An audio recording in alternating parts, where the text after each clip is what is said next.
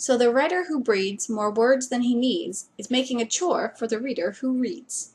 Theodore Geisel, who is more commonly known as Dr. Seuss.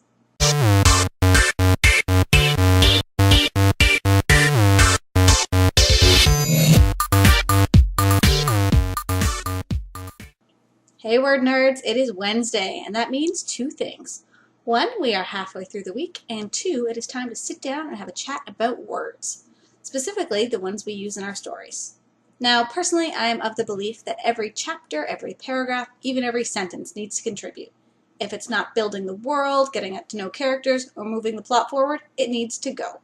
Now, obviously, any rule like this, there's always going to be exceptions, but as guidelines go, it's pretty good. You know those books that you like well enough, but you just can't seem to get into? Well, a lot of the times that comes down to unnecessary scenes or sentences. Things aren't moving forward, nothing's really happening, you're not sure why, but the book's just not hooking you. A lot of those books probably could have benefited from a more ruthless editor. Parts of a story that should have been cut can be hard to spot on their own, but compound really quickly, resulting in a story that some readers have trouble getting into. So why does any of this matter? Well, I think Dr. Seuss said it best, but basically there is a whole world of books to choose from, and if someone's going to sit down and spend time with yours, you want to make every word count. This can be especially important for YA authors, because not only do we usually have a smaller amount of words in which to tell our stories, but we have to hook our readers faster. While this is a topic I could ramble about forever, in the spirit of today's theme, I'm going to try and keep things short, limiting it to my 3 favorite tips. Faulkner said it first, but the advice still holds true today. Sometimes our favorite scenes as writers are definitely the ones that make the book, but other times they're the ones we're least likely to be objective about.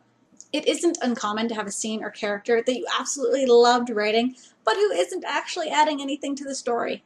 It can take a really keen editor to spot them, but sometimes they've just got to go. Now, of course, don't actually delete anything, save it for later, and you just never know when you might be able to use it. The areas where this tip can come in handy can actually be pretty easy to fix. The problem is they're hard to spot. This is where the words you choose really do come into play. Things like changing "she kept herself from" into "avoided" can seem pretty small on their own, but they do add up. Plus, as a bonus, by changing these out, you're making your writing less passive. Sometimes you'll find yourself with a scene that needs to be massively condensed. Say your heroes need to go from point A to point B. You may feel the need to describe the entire journey, what roads they took, what they saw along the way, what mode of transportation they used, when really all that's happening is your characters are going from A to B. Sometimes this same information can be shared using a paragraph or even a sentence. Obviously, you're not going to want to just say, "the merry band of heroes went to the castle." You want to match the tone and structure of your story, but make sure to ask yourself with each scene, what does this really add to my narrative? Like I said before, these are all just guidelines. We all have our own styles that need to be taken into consideration, and sometimes the small details can really make a story. There are books like A Song of Ice and Fire where those little things are totally expected, but you will find some readers skimming over those details to find out who gets stabbed next. Not everyone, but it's definitely something to think about.